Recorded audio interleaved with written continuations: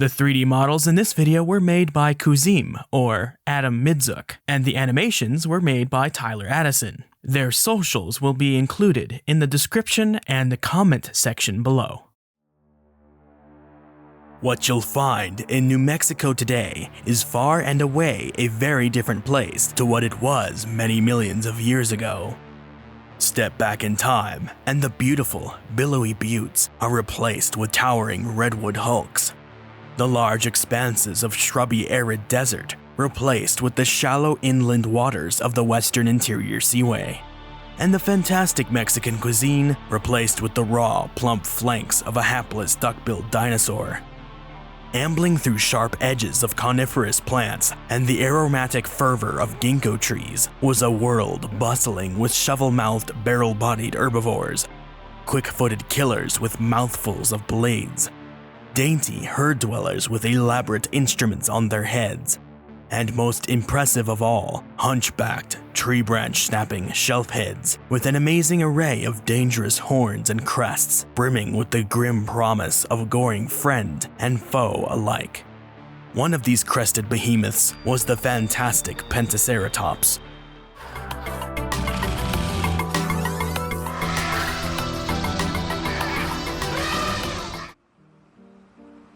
World-renowned paleontologist Charles Hazelius Sternberg was the first to find the remains of what would eventually be known as Pentaceratops. Sternberg was an intrepid entrepreneur and at the height of his career, during a time when paleontology was still a science crippled by specialists who shipped their specimens to the East Coast to be gawked at and admired by the city's thousand-fold crowds. Sternberg was a fossil hunter and a scientist. He sold his discoveries to other scientists and museums for analysis, description, and exhibition. And although this practice has rightfully come under criticism in recent decades, his techniques were as ethical as the era would permit. His grueling fieldwork paid off, and his discoveries include the likes of mummified hadrosaurs, the serpent-shaped mosasaurs, giant sea turtles, and killer fish the size of orcas.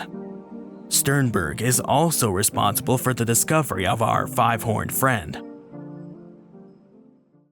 The Star is Born. In 1921, Charles H. Sternberg was hard at work uncovering something quite unusual in the Kirtland Formation of New Mexico. This stratigraphic layer is part of the San Juan Basin northeast of Saya, New Mexico, and represents the end of the Western Interior Seaway. Sternberg worked for many paleontologists of many institutions and museums the world over. His fieldwork in 1921, on commission of $2,500, was under the guise of Professor Carl Wyman of the University of Uppsala in Sweden. Under the funding of the university, he uncovered two relatively beautifully preserved specimens of a horned dinosaur hitherto unknown to science. These two specimens were the head and body of presumably the same individual and represented an animal that had, up until this point in time, only had representatives known in very fragmentary states. During the early 1900s, very few ceratopsians were known, and even fewer from complete enough remains to get a good idea of what they looked like. Triceratops, Chasmosaurus, and Centrosaurus were some of the only good ones, and plenty of dubious names were made for bits and pieces that belonged to these animals, like Monoclonius, Ceratops, and Agathomys. This new find represented an animal closely related to the square-frilled Chasmosaurus of Canada, but quite different in many key ways. Currently named PMU R200 and PMU 286, the Uppsala specimens included a skull and rump found at Myers Creek near the Kimbeta Wash. They were sent back to Sweden for Carl Wyman. These specimens remained unnamed and undescribed for many years in the collections of Uppsala University until 1933, which we'll get back to once we find out the fate of the rest of the specimens. In 1922, Sternberg started work on the same exact area, unattached from the Swedish university, and discovered more remains of an enormous horned dinosaur. At this time, Sternberg was almost bankrupt and really needed what these dino bones could bring him. The specimens he uncovered were wanted by the enterprising American Museum of Natural History in New York, but they had already used most of their 1923-1924 budget on returning all specimens they found in their Asiatic expeditions to Mongolia. The American Museum helped out Sternberg by sending field workers Charles C. Mook and Peter Kyson. These new fossils came from the Fruitland Formation, which is below the Kirtland Formation of the 1921 find and is therefore older. Specifically, the find was made in the fossil forest of San Juan County in the San Juan Basin, north of Tsaya. It has been mentioned that he found a complete skeleton here, but only a skull is described. It's possible that Mook and Kyson were sent to help excavate the 1921 find, which was of a more complete postcranial skeleton, and then proceeded to also help excavate the 1922 to 1924 specimens, which consisted mostly of skull fragments. Henry Fairfield Osborn, famous paleontologist of the American Museum of Natural History, responsible for the team of fossil excavators sent to help Sternberg, was in charge of describing the remains. With the remains now sold to the American Museum of Natural History, Osborn officially christened the bones Pentaceratops Sternbergii, which translates to Sternberg's five-horned face, in homage to Charles H. Sternberg's work and the outward appearance of five horns on the animal's skull. From 1922 to 1924, Sternberg and crew uncovered a total of 4 specimens from the same area, including specimens AMNH 1624, 1622, and 1625. 1624 was a smaller skull, 1622 was a pair of brow horns, and 1625 a piece of the skull frill. At this point, a general idea of what Pentaceratops looked like was gaining ground.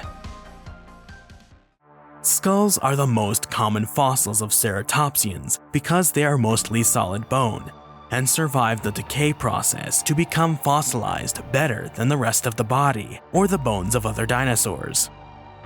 Finding bits and pieces of Pentaceratops' body foreshadowed just how much more material would come to be known of the animal. Remember the 1921 specimens sent to Sweden? These were left in the collections for a few years, until the scientist who bought them off Sternberg, Carl Wyman, finally got around to describing them. Since these bones, a skull and hindquarters, belonged to the same animal that was named by Henry Fairfield Osborn in 1923, Wyman assigned them to the same genus, but found some characteristics of the fossils that seemed to separate them enough to warrant naming a new species. And thus, in 1930, Pentaceratops fenestratus was born. Wyman found the 1921 specimen to have an extra hole in the bones that make up the sides of the frill. These bones are called squamosals and help to make up the edge of the holes within the frill structure of most ceratopsians. Any hole within a bone is called a fenestra, therefore he called this weird feature of this specimen a squamosal fenestra. Along with this weird hole that is not in Osborn's specimens, Wyman found that this Pentaceratops had a lot more spikes that were shorter in height, running along the sides of the frill. The positioning of the horns over the eyes are pushed a little bit further back from the eye sockets as well. The pieces of bone that make up the 4th and 5th horns are not actually horns. These bones are part of the side of the face, and they are called jugals. Wyman's specimen has shorter jugals than Osborn's, and a nose horn that was longer, pointed ever so slightly backwards. Now, this may seem like a good enough list of reasons to separate these two critters as different animals, but it was found out later that the hole in the side of the frill was due to injury and was not a permanent feature of the animal's anatomy. Thus, it could not be used to identify it as a separate species. The other characteristics Wyman suggested were all things which could be accounted for by individual variation, since not every single individual animal is going to look exactly the same. Therefore, the species Pentaceratops fenestratus was synonymized with Pentaceratops sternbergii. The two are now one. The story of Pentaceratops does not stop here. The following decades saw the discovery of dozens more remains of the five-horned beast. taking its status from semi-complete collection star to an animal so common that it is a marker of time in the fossil record of New Mexico. Charles H. Sternberg was so dedicated to the field of paleontology and the collection of new fossil finds that he galvanized his entire family into the pursuit of ancient creatures. He had 3 sons that survived into adulthood: George, Charles, and Levi, all of which built careers in paleontology and helped their father continue the legacy of fossil prospecting. The year 1929 rolled around, and it was George F. Sternberg who uncovered the next remains of Pentaceratops. Designated USNM V1-12002, George had found parts of a skull, including elements of the right squamosal, the sides of the frill, pieces of horn core, and other assorted skull pieces. The fossils were sold, packaged, and sent to the Smithsonian Institute. Originating from the same Kirtland Formation as earlier finds, these newer fossils were probably of the same species as Pentaceratops sternbergii, since it came from the same time and had very similar characteristics. These pieces were described by paleontologist Charles Gilmore of the Smithsonian in the 1930s. Charles Gilmore decided to revisit the area where they were discovered and recovered a piece of the horn core and back of the skull that connects to the neck vertebrae. The lone star that wasn't. Another specimen of Pentaceratops was found in 1941 by John Willis Stovall, Donald Savage, and Juan Langston Jr. of the University of Oklahoma in the same geologic layer as past discoveries. This specimen, OMNH 10165, consisted of a skull and associated skeletal pieces. The fragments were stored away in the collections of the Sam Noble Oklahoma Museum of Natural History until 5 decades later. The specimens were finally prepared and removed from their field jackets, put on display, and described by Thomas Lyman in 1995. Lyman figured it was an absolutely enormous, aberrant form of Pentaceratops, as Pentaceratops sternbergii was previously known from the area, and these large remains did look a lot like it. But exactly how enormous? This specimen measures 2.65 meters, or nearly 9 feet, putting it in the running for largest skull of any terrestrial vertebrate ever known. Unfortunately for our discussion, the fossils are too distinct to belong to Pentaceratops. Nicholas Longrich of Yale redescribed the specimen in 2011 as a separate animal, which was named Titanoceratops aranos. Turns out the rest of the skeleton of Titanoceratops makes it a fair bit larger than Pentaceratops, and the skull was reconstructed off of Pentaceratops, making the head a mixture of plaster and fossil. This means the nearly 3-meter skull of the skeletal mount is probably wrong and may not have been quite as large as initially thought. Though the crown of Guinness World Record remains placed upon this skull, more fossils of the titanic horned face may reveal it to be more like Torosaurus and Triceratops, forcing us to revoke the grandiose title. However, studies on this specimen within the last few years have disagreed, suggesting that the remains really should belong to a Pentaceratops grade ceratopsian rather than a Triceratops grade 1. Until a full reevaluation is made, the case remains unsettled. More pentagrams? Specimens MNA 1747 and MNA 1668 were discovered in 1977 and collected by the Museum of Northern Arizona. These specimens were described by paleontologist Tim Rowe, Edwin Colbert, and Dale Nations in 1981, and they included pieces of the skull and postcranial skeleton.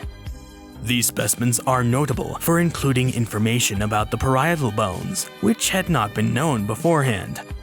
On most dinosaurs and vertebrates, the parietal bones are at the top of the skull and form a notch that the neck muscles attach to. But in ceratopsians, they form the bridge of the frill. In Pentaceratops, these bones form the midline of the frill that includes, to either side of it, the enormous openings called fenestrae that gave the animal a much lighter skull despite its size. A laundry list of other specimens had been found since, including a partial skull in the collections of the New Mexico Museum of Natural History. and a partial skull and skeleton at the Smithsonian. YPM 1229, which is a partial skeleton without a head at the Yale Peabody Museum. UALP 13342, a nearly complete skull at the University of Arizona Laboratory of Paleontology. Fragmentary skulls UNM B1701 at the University of New Mexico, USNM 12741, 12743, and 8604 at the Smithsonian, and SMP 1596, 1488, 1500, and 1712 in the vertebrate paleontology collections of the State Museum of Pennsylvania. A new, important fragmentary find was made of Pentaceratops in a place thought devoid of this group of dinosaurs, Colorado. 2005 saw the description by Steve Diem and J.H. David Archibald of a previously discovered specimen attributable to Pentaceratops that consisted of skull bits like the squamosal, the top of the middle and part of the right side of the parietal, the jugal, and pieces of the back of the upper jaw and half of the lower jaw. This specimen, considered to represent a juvenile animal, is named SDMNH 43470 and is in the collections at the San Diego Museum of Natural History. It was taken from south of Wrangell City, Blanco County, northwestern Colorado. It came from a different geologic formation than the other specimens, originating from the Williams Fork Formation, extending the known range of Pentaceratops northwest. The most recent discovery regarding Pentaceratops involves the rediscovery of a specimen of the five-horned creatures in the hallowed halls of the fossil collections of the Canadian Museum of Nature. You heard me right, Canada. Once again, we come to paleontologist Nicholas Longrich, this time as he was rummaging through the drawers of the Canadian Museum of Nature. Longrich came upon some bits and pieces of a ceratopsian frill. These pieces were found in the Manyberries area of southeastern Alberta and was described by Juan Langston Jr. in 1959. At the time, it was kinda tricky to call these pieces Pentaceratops since nobody knew exactly what the whole frill of Pentaceratops looked like. So, no one knew if these pieces really belonged to the animal, and in the collections they stayed, until Longrich came along, took a look at them, and compared them to the known frill fossils of Pentaceratops. This specimen comes from the Dinosaur Park Formation, a very well-known formation that has produced a great wealth of northern species you're definitely familiar with, like Chasmosaurus, Styracosaurus, Albertosaurus, Euoplocephalus, and Parasaurolophus. This is quite unusual, and you wouldn't even guess why. First of all, at the time of Pentaceratops, the entirety of North America had a gash running through the middle, from the Gulf of Mexico all the way up to the middle of Canada. Of course, this gash was the Western Interior Seaway. Pentaceratops fossils are only found in New Mexico, with the addition of the one piece from Colorado, making this animal geographically restricted to the southern part of the continent during the late Cretaceous. Specifically, they were on the left side of the Western Interior Seaway, which at a previous time was a separate continent known as Laramidia. Laramidia was separated from the rest of North America millions of years before Pentaceratops, and when the five-horned beasts were around, the sea was beginning to recede as the global sea level began to decrease, which brought the top part of North America back out of the ocean, pinching the Western Interior Seaway at the top. So what's my point? There's an hypothesis that ceratopsians were genetically separated from one another into different populations of slightly different animals that did things in different ways. This was accepted because there seemed to be ceratopsians of different types only in specific regions. Pentaceratops was the southwest, Chasmosaurus was in the north, along with Styracosaurus to the northwest, and so on and so forth. But the discovery of Pentaceratops fossils as far north as Canada suggests this idea is not totally reliable.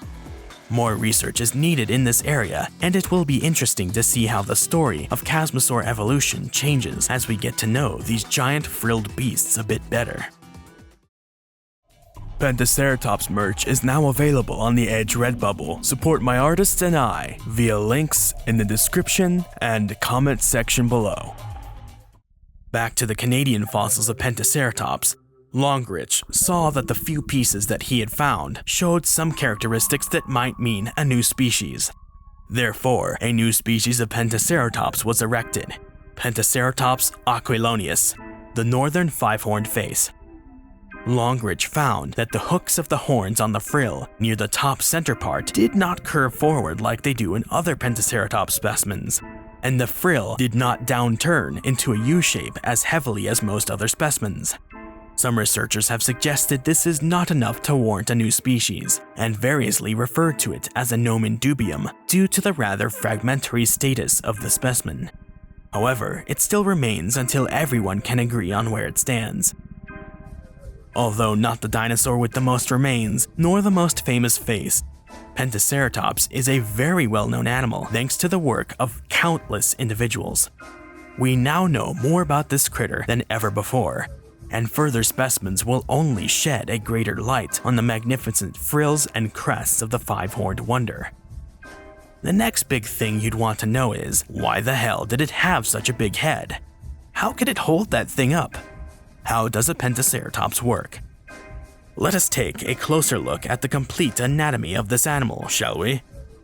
Let's bring in Mr. Man from Animal Planet's The Most Extreme to get a better idea of how big Pentaceratops was. Pentaceratops measured at most a length of 6 to 7 meters, 19 to 23 feet, a height well over 3 meters or 10 feet, and could have weighed in as much as 5.5 tons. As big as an elephant, but still not as large as forms such as the largest Triceratops, Titanoceratops, or Eotriceratops. As you can see, Pentaceratops had an enormous skull, one of the largest of any terrestrial vertebrate. The bones of the skull stretch up and back to form a square shield that is rimmed by a series of bony triangles. These triangles are called epoccipitals and were more than likely covered in a shell of keratin, or keratin-like material when the animal was alive and kicking. Looking at the frill from the front, we'll see that there were 2 mirrored holes in it. These holes are called fenestrae, and there are a few ideas as to why they exist. The most likely explanation is that they helped to save weight, which allowed the frill to be as big as it was, because it barely weighed anything. The famous Triceratops had no holes in its frill, but it had one of the smallest and roundest frills of all the larger-bodied ceratopsians, both of the chasmosaur and centrosaur type. Pentaceratops and other related forms took their frills to the extreme, with a length far outreaching the length of the actual skull. You wouldn't want to be lugging around such a permanent heavy structure without the necessary weight-saving mechanisms to allow you to do so. After a good enough amount of skeletal material was found, it turned out that Pentaceratops had a little bit of a humpback. The vertebrae of the neck and back, called cervical and dorsal vertebrae respectively, have rather tall neural arches. Neural arches are the paddles of bone that poke out of the vertebrae at the top that help to connect muscle and tendon to the head and neck, and also help to keep all the cords that run through the body consolidated in one bunched-up system. So, we've got tall spines on the vertebrae, which means the animal probably had pretty big strong muscles and tendons attached to these bones that were attached to the backside of the skull. This would have given the animal more than enough strength to lift its big honkin' head and swing it anywhere it wanted. The holes only helped this go smoother. Now, back to the skull. We have an animal with a snout shorter than your average late Cretaceous chasmosaur, and it was nowhere near as deep as the centrosaurs. On top of this snout, the animal bore an adornment of 3 horns typical of these dinosaurs, 1 atop the nose, bent up and back, and 2 above the eye sockets pointed up and forward, arching like twin killer bananas of doom. At the top of the frill, we see that it formed a U-shaped divot that pushed the tops of either humps inwards. In the crotch of this formation were 2 more bone triangles. Remember that they are called epoccipitals. These ones were different than the rest because they bend down against the frill. I have to wonder that as babies, these probably did not bend this way. And as the animal grew, the notch at the top of the frill pulled everything with it and tightened the bone until any growing bone triangles got pulled along for the ride, until they were pressed up against the frill, pointing downwards. This kind of arrangement is seen in a bunch of other ceratopsians, like Cosmoceratops, Medusaceratops, Wendyceratops, and Spiclipius. in which it looks like someone took a perfectly spiky frill and squeezed it in the middle until it got all crinkled up and rolled down forward. Moving on from the skull and the vertebrae, you'll notice something else different about Pentaceratops. It has a weird body. Most ceratopsians, both centrosaurs and chasmosaurs, have very similar body plans. One of the few major differences is the head and their ornamentations. Every now and then you will get an outlier, and Pentaceratops was just one of these hipsters. The body of Pentaceratops was rather short. It was not a very long animal. Barrel-chested, its torso bulged out to the sides to hold its enormous gut. The spines of the neck and back made an almost hump-backed appearance, a high back if you will. After that, we got the long legs. Pentaceratops was a lot stiltier than your average chasmosaur. The tail is another weird thing. It was stubby. Ceratopsians are known for their short tails. You don't really need them for balance when you've got a giant airhead and thick neck to hold it, and walk on all fours. So the tails were not super long or thick. The tail of Pentaceratops was exceptionally short. I have no idea how paleo artists of the early 1900s could possibly think they dragged their tails. If they did, they would have been dragging everything else along the ground too. What was it doing with this big ol' head? Well, that is the easier or harder question to answer depending on what you are looking at. In active defense, the frill would be essentially useless. Though they were covered in skin, the frill still had 2 holes in it. This would make them much easier to break, snap, or fracture than a solid frill. Large meat-eating dinosaurs could easily snap through these relatively thin slices of bone.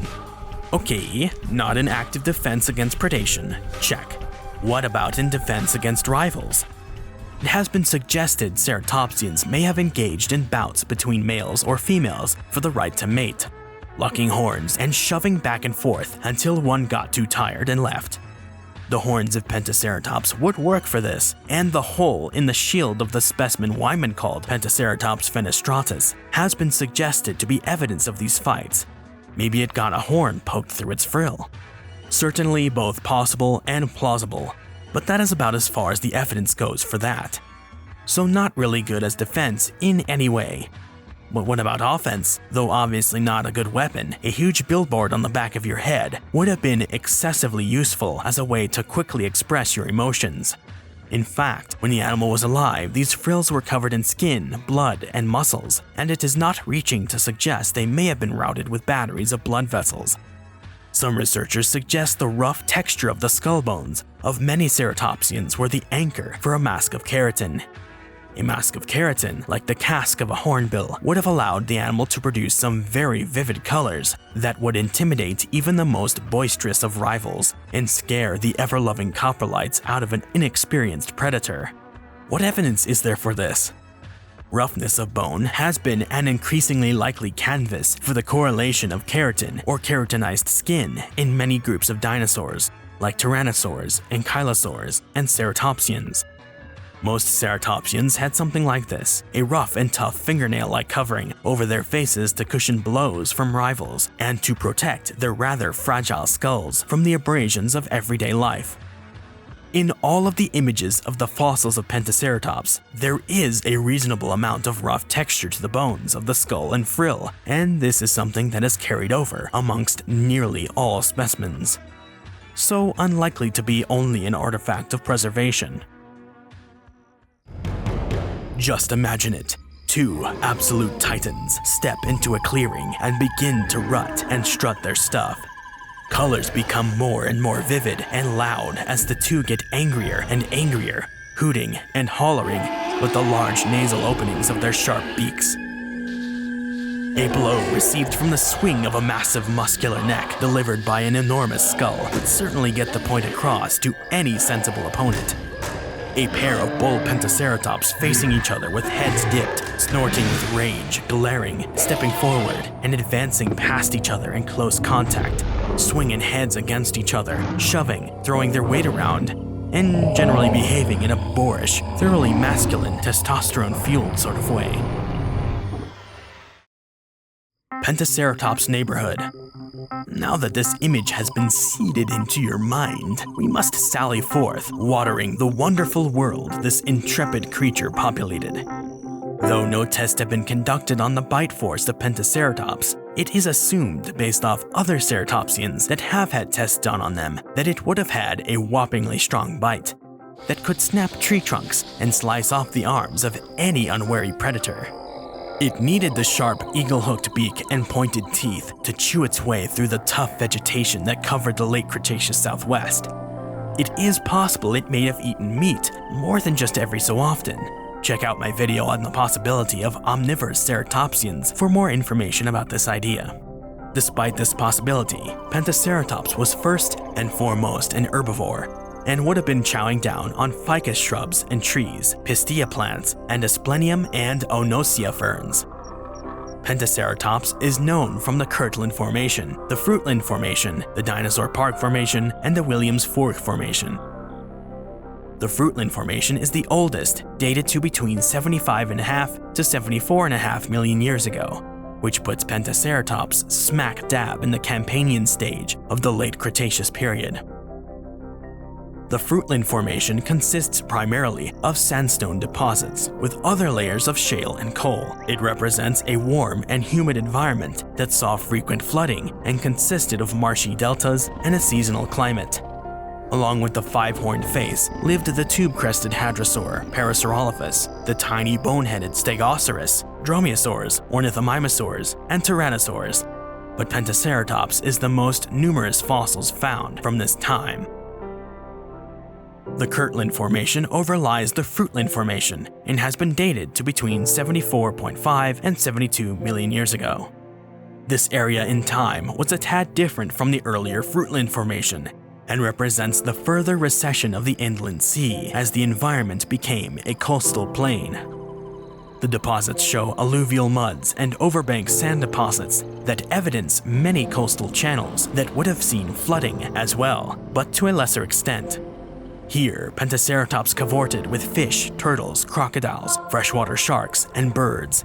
The pterosaur Navajo-dactylus soared in the skies, while the hadrosaurs Critosaurus and Parasaurolophus trumpeted calls to friends and foes. Along with the hadrosaurs were the tubby armored dinosaurs Zyapelta and Nodocephalosaurus, as well as the enormous Alamosaurus with its long neck and armored hide. Stalking these animals were tyrannosaurs, like the medium-sized Bustahiverasaur, and the much larger Daspletosaurus, alongside the raptorial Saurornitholestes and many smaller Troodontids. Zooming out of the way of these predators were the ornithomimosaurs. The Williams Fork Formation dates to the Maastrichtian stage of the late Cretaceous period, which was later than the Campanian of the first two formations. The Dinosaur Park Formation is famous for being extensive and spanning over a large region of Alberta. This formation was much like the environment of the Hell Creek Formation in being a relatively warm and humid forested wetland with redwoods, cycads, and flowering plants. Though not quite as marshy as Hell Creek, it was still populated by turtles, fish, sharks, crocodiles, freshwater mosasaurs, and birds of all shapes and sizes. Along with Pentaceratops lived a menagerie of other forms like Spinops, Vagaceratops, Styracosaurus, Centrosaurus, Chasmosaurus, and Mercuriceratops.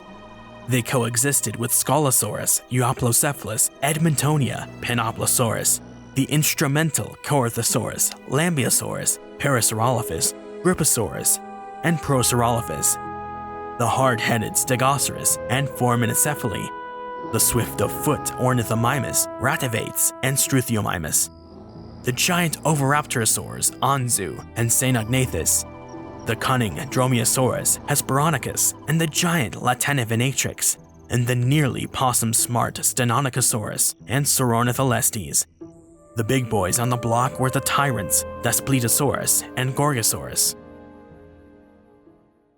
Evolution in action. With the close association of interrelated species in the split North America of the mid to late Cretaceous period, it should come as no surprise that Pentaceratops would share characteristics with its contemporaries. Terminocavus and Navajoceratops are two Chasmosaurian ceratopsians described in 2020. Both are relatively fragmentary, but preserve a lot of pieces from the skull frills. This allows them to be distinguished from other known ceratopsians and placed in a moderately sound position in their evolutionary tree. Turns out that Titanoceratops and Navajoceratops are the earliest members of the group which led to the Anchiceratops lineage, and eventually branched off into the Triceratopsinae tribe, which ended in Torosaurus and Triceratops. Pentaceratops and Utaceratops now branch off from these two new dinosaurs at an earlier point. Pentaceratops, Utaceratops, and Coahuilaceratops represent what the earliest common ancestor between them and the complex of Titanoceratops, Navajoceratops, and Anchiceratops looked like, but were still around at similar times to the later diverging groups of horned dinosaurs. Whew, complicated stuff, and it will only get more complex as more transitional forms are uncovered. Where can I get a glimpse? You can find a good assortment of Pentaceratops fossils on display at the New Mexico Museum of Natural History and Science, located in Albuquerque, New Mexico, with a somewhat outdated bronze depiction standing outside, poised to defend itself against a marauding Gorgosaurus. I was recently at this museum, and they really need a full updated Pentaceratops statue. Like, damn. They also have this road pizza skull in the Cretaceous diorama, this bad cast up in the display cases, and this full, real fossil on display in their fossil lab area. I've always enjoyed this museum, but like the Denver Museum of Nature and Science, it doesn't seem to change up its permanent displays all too often. Though they did exchange their stand skeleton cast for this custom-built Japanese behemoths animatronic, with already outdated VR experience made by some poor underpaid 3D modeler that clearly doesn't know how dinosaurs work. You can see the much larger relative Titanoceratops on display at the Sam Noble Museum in Oklahoma, but nowhere is there a full cast skeleton of Pentaceratops on display. You may find a relatively full skeleton at the Uppsala Museum in Sweden, but this is a composite, and missing parts were filled in with knowledge at the time, so it is no longer up to date. Pentaceratops is one of the most magnificent of the ceratopsians.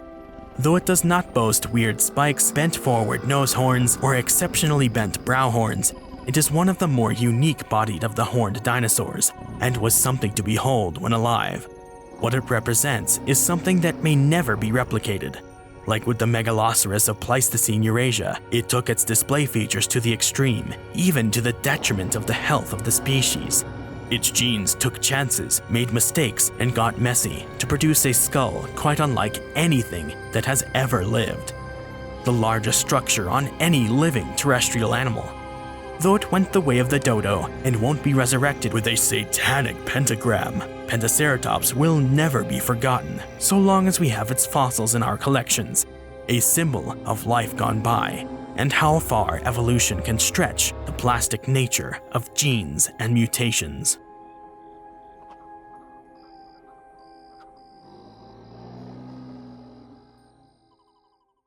For more interesting stories about nature, the history of life, or what goes bump in the night, subscribe, hit the bell icon for updates, like this video, and drop a comment in the comment section below. Thanks for watching. Special thanks to my elephant tier patrons, Ray, Isaiah Garza, Dinosaur, Christoph Hubinger, Biotaverse, and Arda Bayer. And another thanks to my Tyrannosaurus tier patrons, The Dogman, Iron Bladesman, Danny Van Heck, and Dana Manchester.